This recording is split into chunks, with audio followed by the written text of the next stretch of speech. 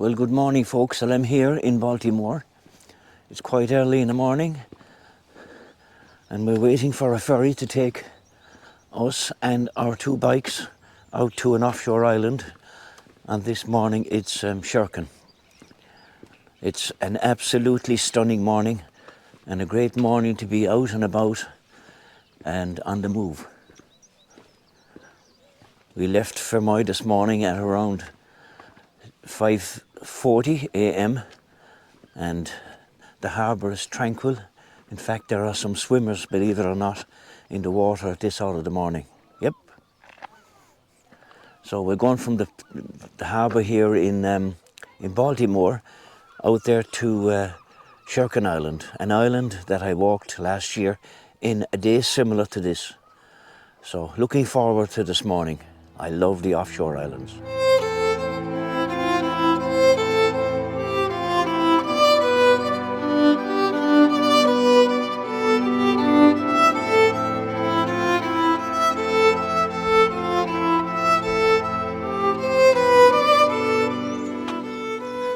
Well, now folks, at this hour of the morning, there's not too many people around.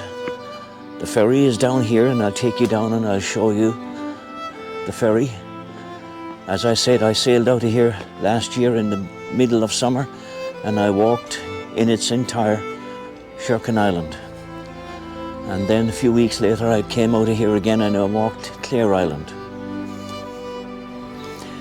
This is our ferry for this morning. It's an absolutely stunning morning. A morning to appreciate healthy and being up and about early. It sure is a gorgeous morning.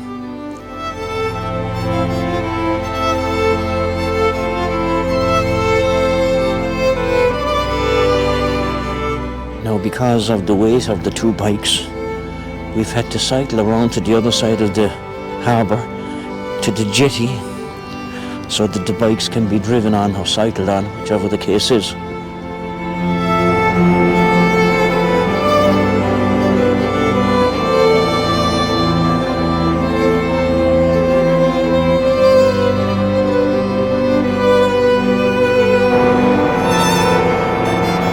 We're all on our way to Sherkin, including the doggies.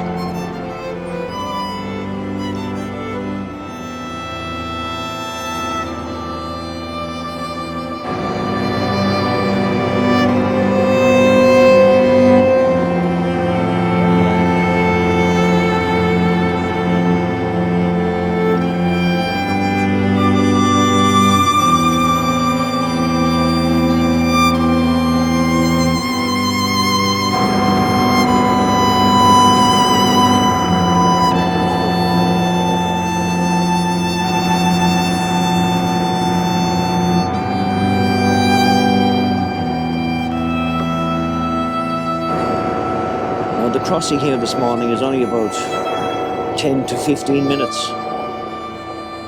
It's so calm and so placid.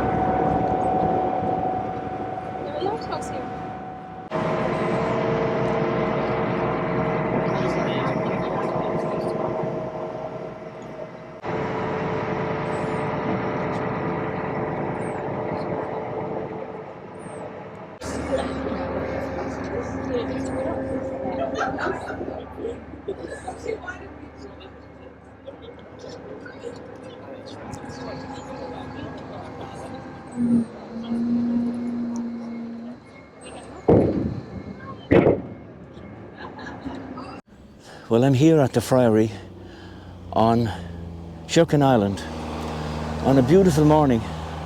Sun is shining, temperatures not spectacular, but dry, clear blue skies to the horizon. So we're going to hit the tracks here, and we'll come back to the Abbey before we return to our ferry and back to the mainland.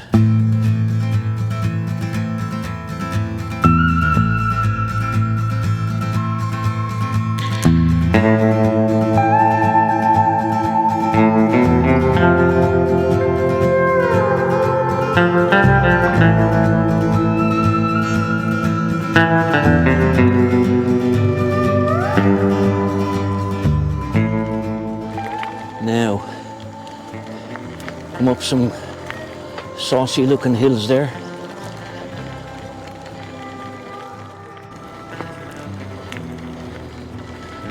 These are champion roads less travelled.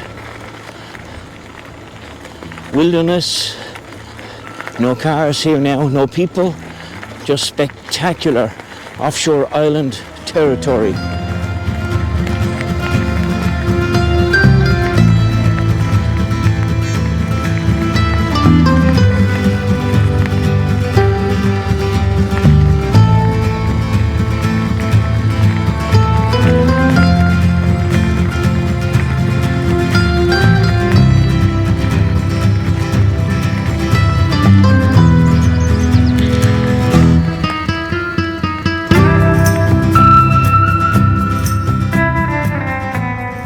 For those of you interested in holidaying in this little gem, it's called Horseshoe Bay House.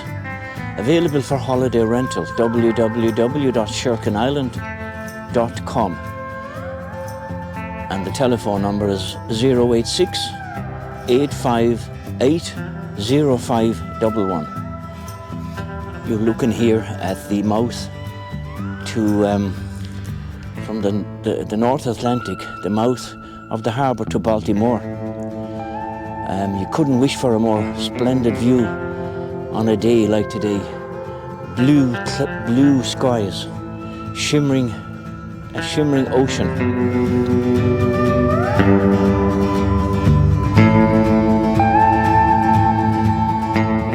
The house that you see there on the left in the brush, wouldn't that be some place to buy and restore? Look at the panoramic vistas, private bay, calm, secure, serene.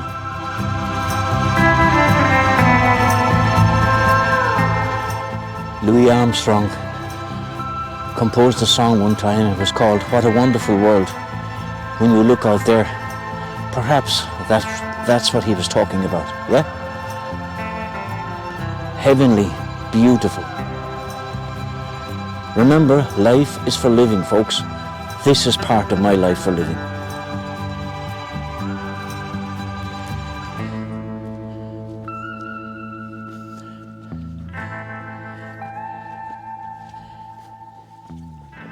I absolutely adore these offshore islands, and these West Cork islands, I love them.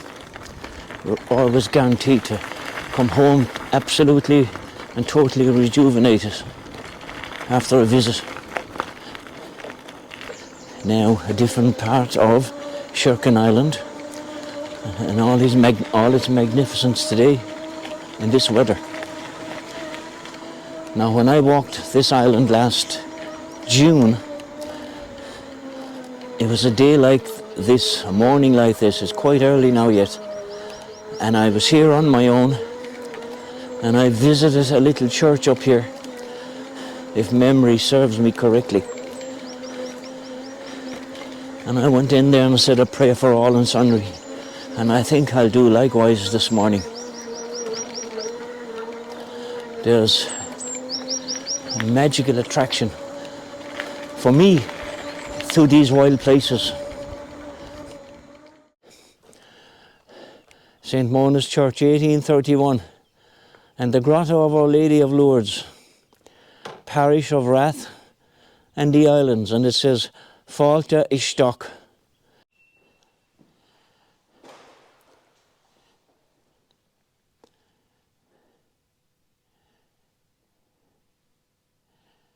The peace and the quiet here is surreal. It's a place of contemplation, a place of isolation, a place of deep faith, I'd say. So I'll say a prayer for all of you out there that needs a little bit of help today or this week. Hopefully it'll make a difference. As usual, it's something that I always do when I come across a church, regardless of denomination. Doesn't hurt.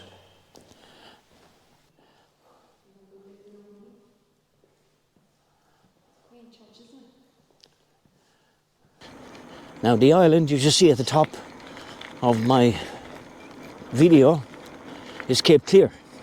And I also walked that in its entirety a few weeks after walking Sherkin last year. Now there's a view to die for. It's a view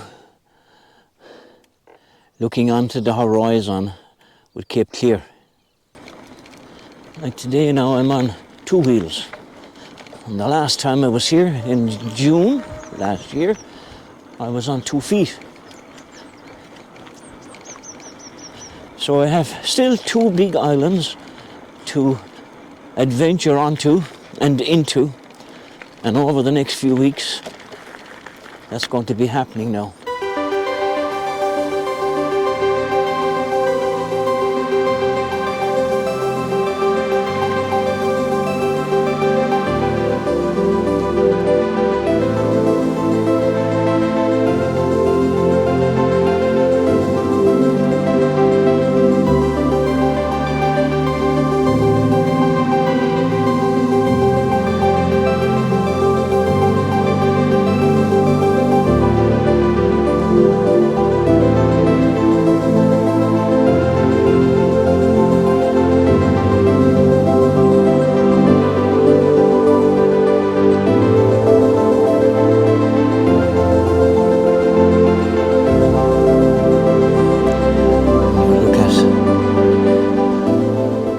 Turquoise water, no waves, a trickle onto the shore,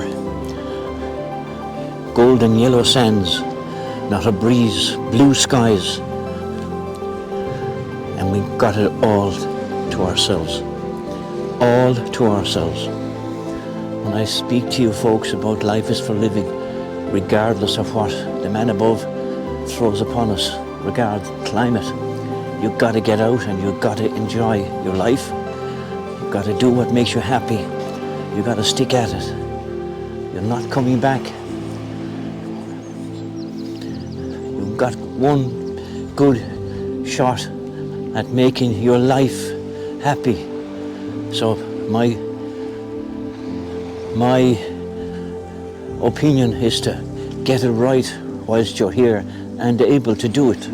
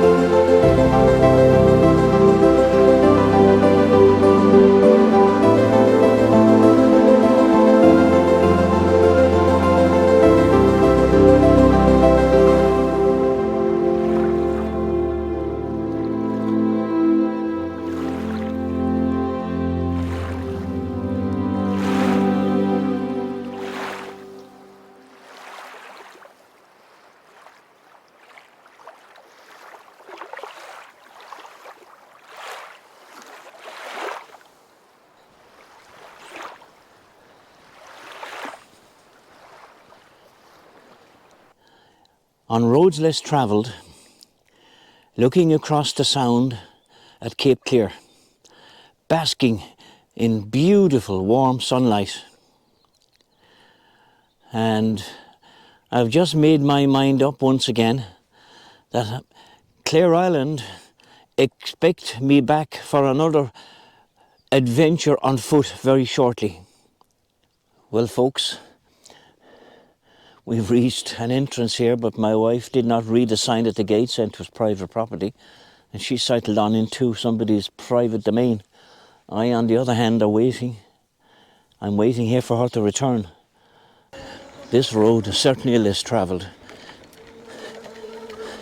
Even though there's a modern house here on my left, you can see the large grass verge up the middle of the central reservation, heavy grass. These are holiday homes, so they're not permanently being lived in, only summer months. But this is indeed a magical island for its peace and quietness and tranquility, coupled with today's weather.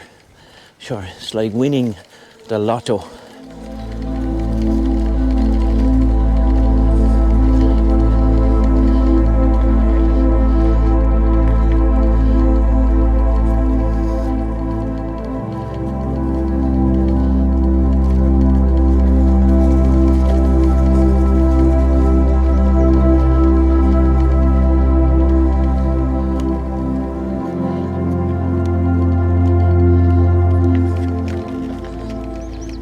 Continue on our merry way. We still have a big chunk of Sherkin Island to traverse. Quite a big chunk of island to traverse. And here we have an old communal water pump here on the left-hand side that I'll show you now.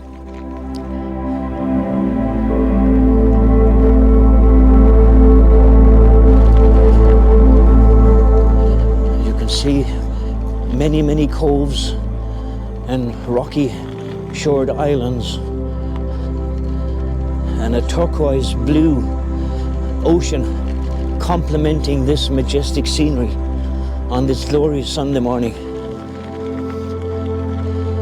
A morning that one can be grateful of being alive and have the strength and the determination and the willpower to get off your bum and get out into these places and enjoy. Life is for living, folks. Life is for living. We continue on our way here. We're coming back down now by St. Mona's Church, where we visited an hour or so ago. Now there's a variation of roadscapes here, road surfaces, I suppose I should say. This one now is smooth, well trodden, well driven upon, because over here there are two magnificent beaches.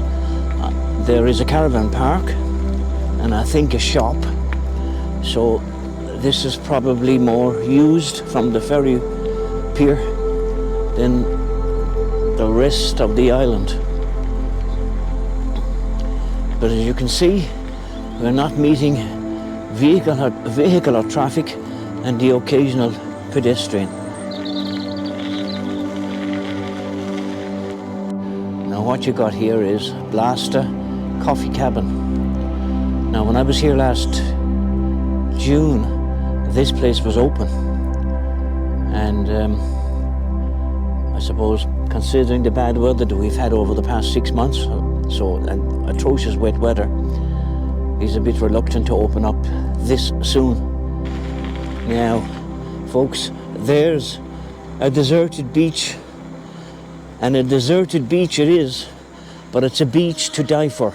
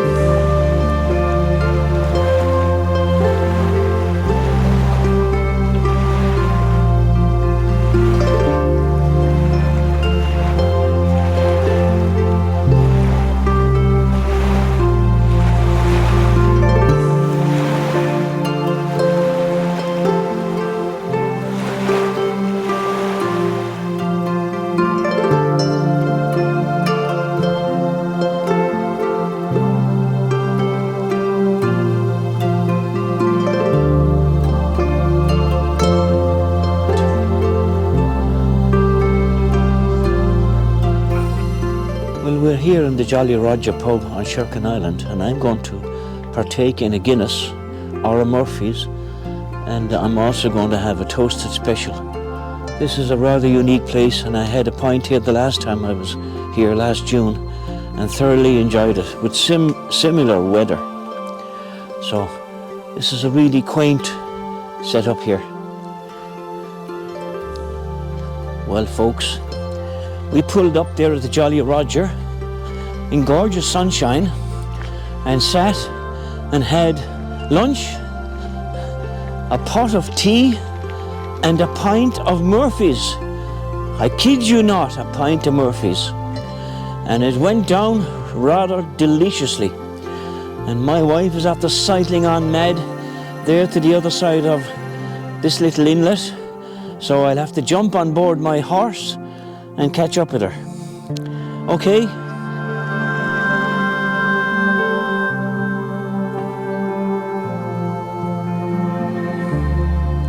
Now folks, you must admit, seeing the pictures so far to date, that this is indeed a really lovely island to visit. And repeating myself once more for the final time, I walked every square kilometre of this island last June in weather like today. As a matter of fact, it was probably warmer than it is today. But I'm drawn to the islands, all the offshore islands, and my goodness, I've visited a lot of these islands to date.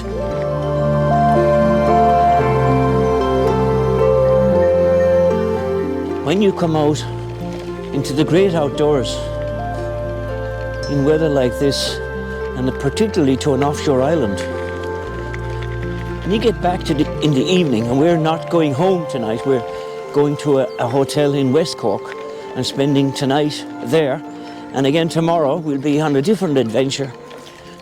Your whole body shows the benefit, feels the benefit of having been out and about in the great outdoors. I feel that benefit whether it is sunshine, cold, wet, rainy. We all moan about weather. Today, there's no moaning about weather. It's just fantastic. The peace and the quiet out here is incredible. It's a rare find now. It's become an extinct feature in life, peace and quiet. But here you got it.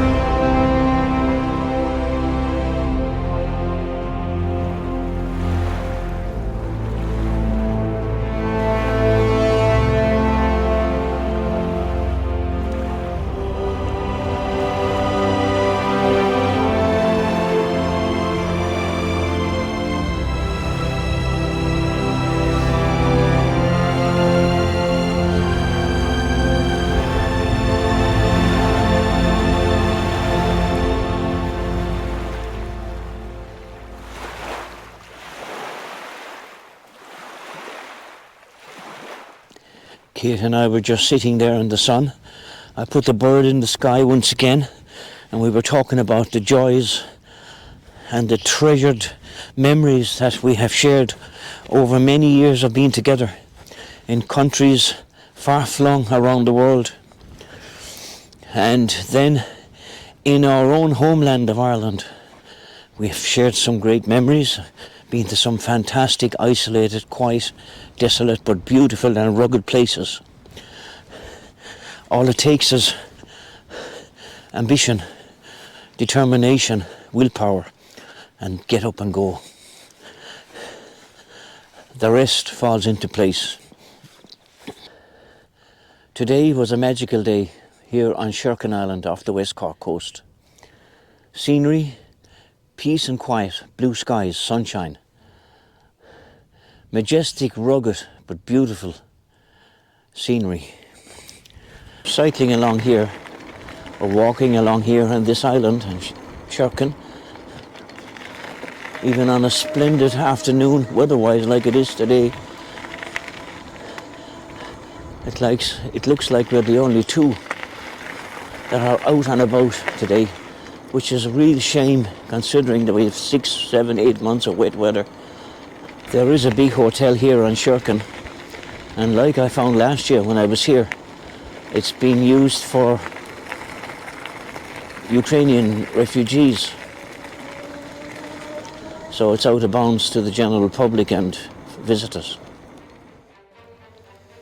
The Franciscan Friary, known locally as the Abbey, is located overlooking the pier and was established in 1460 by Fineen O'Driscoll, chieftain of the area.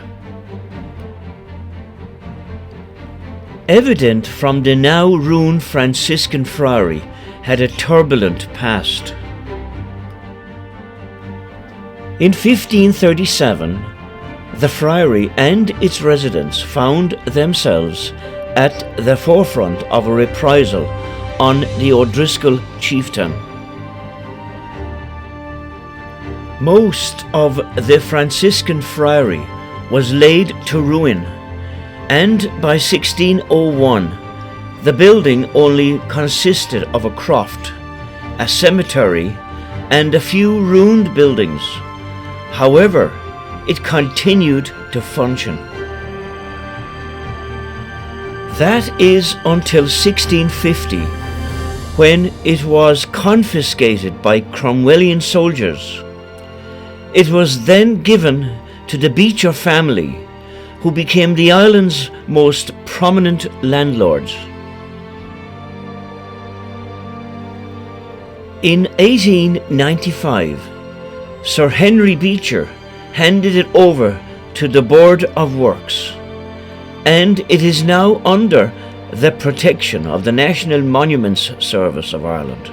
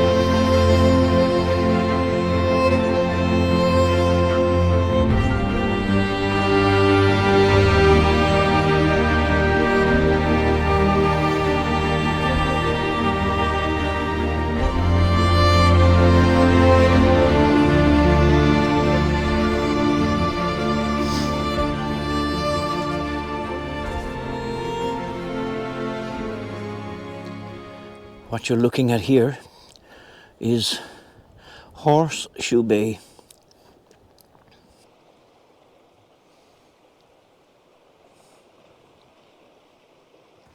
Now, make my way back to my chariot and make our way eventually to the ferry.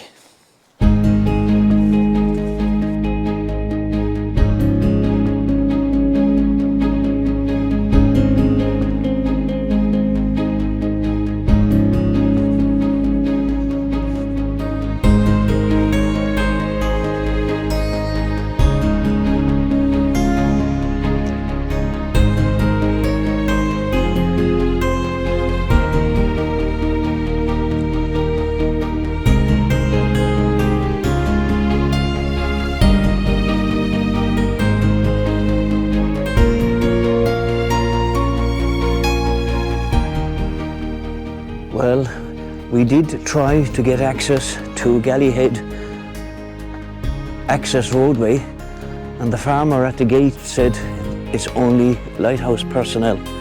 So we failed in our endeavours to get to the lighthouse. But long before these restrictions were imposed, Kate and I did get to Galley Head Lighthouse on 2 occasions, but it's a number of years ago. We often travel down here to Galley Head from home on the Beast, that magnificent Beast that I had for 14, 15 years. And we did 66,000 miles on that machine, far and wide, and loved it.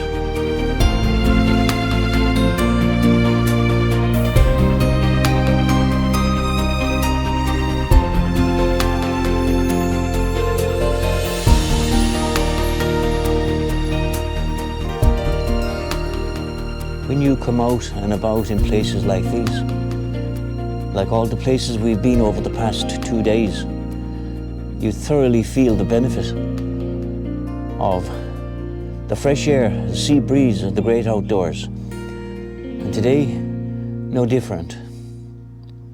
There to my right, as you can see just here now, there's a great big opening on the landscape. It's like a big blowhole. And in the winter months there, I'd say it's around 40, 50, maybe 60 feet of a drop straight down onto the rocks down below. And the water coming in from the sea over here used to gush in here and blow up onto the horizon. Quite dangerous actually here on a windy day. But many people, they take the risk in leaning over the edge to take photographs, which is the height of madness.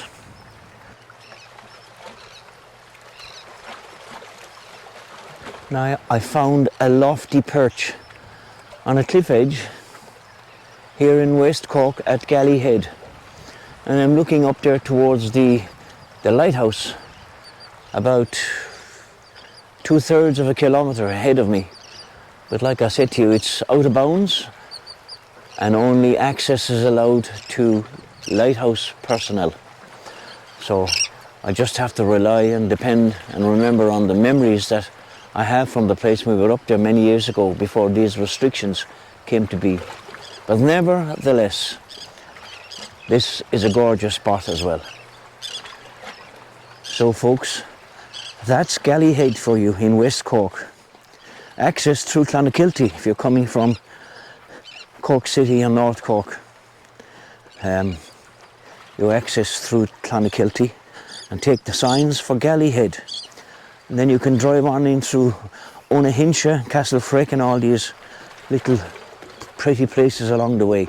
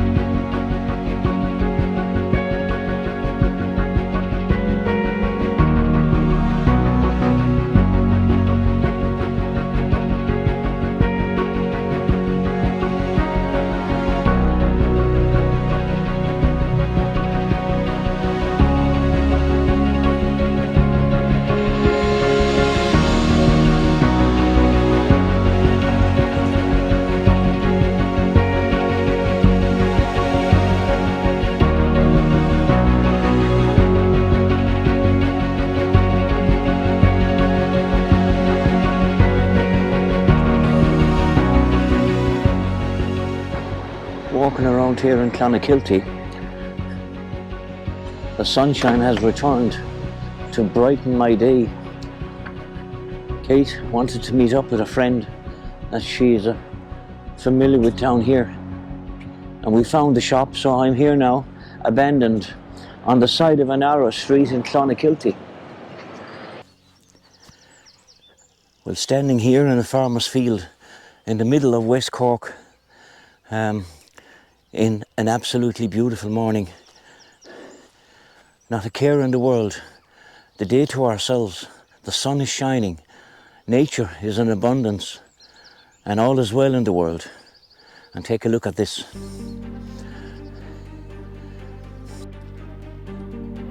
Coppinger's Court is a ruined four-storey fortified house dating from 1616. It is situated on private property 1 kilometre from the sea.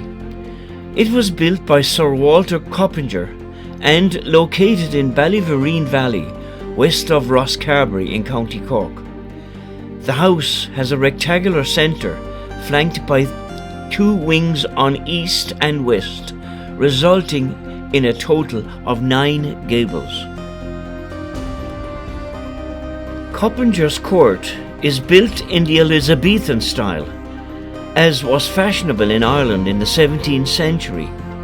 Older style fortified towers and castles gave way to more comfortable, warmer and better lit fortified houses, with innovations such as wooden stairs, better lighting and more rooms. After the rebellion in 1641, when a number of these newer style houses were burned and destroyed, their popularity waned. At the time, Coppinger's Court was said to be one of the finest examples of fortified house in its day, and was said to have a chimney for every month, a door for every week, and a window for every day of the year. Sir Walter acquired the valley and surrounding lands from the previous owner, Fineen O'Driscoll, by foreclosing on a mortgage after advancing him a sum of money. The house was originally known as Ballyvereen Castle, and Sir Walter's original plans, including transforming the immediate area into a market town, with the nearby River Rowry converted to a canal, in order to navigate from nearby Mill Cove to his new town. Sir Walter died in 1639 and is buried in Christchurch in Cork. His surviving plans came to an end when the house was attacked during the Irish Rebellion in 1641 and badly damaged by fire. Despite having a number of sons, Sir Walter's brother Dominic took possession of his property. It was never restored and fell into ruins over the following years. It was purchased by Thomas Beecher in 1698 and later held by Henry Beecher. It is not mentioned in Griffith's valuation in the mid-19th century, when the surrounding land was leased by the Carbery estate. The site of the Drumbeg stone circle. But I'm now heading out across the countryside here to Drumbeg Stone Circle. Now, I haven't been here before.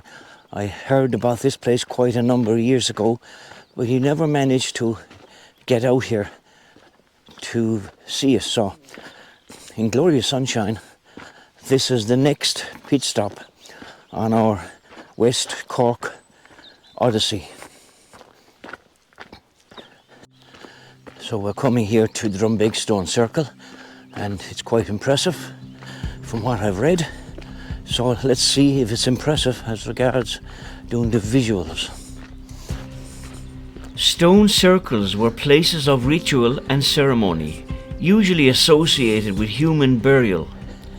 Drumbeg is a fine example of a recumbent stone circle, where the 17 freestanding stones are symmetrically arranged so that one stone, the axial or recumbent stone, is set directly opposite a pair of tall stones, the portal stones, which form the entrance to the circle. The stones reduce in height from the portals to the recumbent, which has two shallow cup marks, one surrounded by an oval carving on its upper surface. Excavations in 1957 revealed a compact gravel surface within the circle and a central pit which contained an inverted pottery vessel covering the cremated remains of a youth. More recently, radiocarbon dating has placed the burial in the period 1100 to 800 BC, later than the Bronze Age.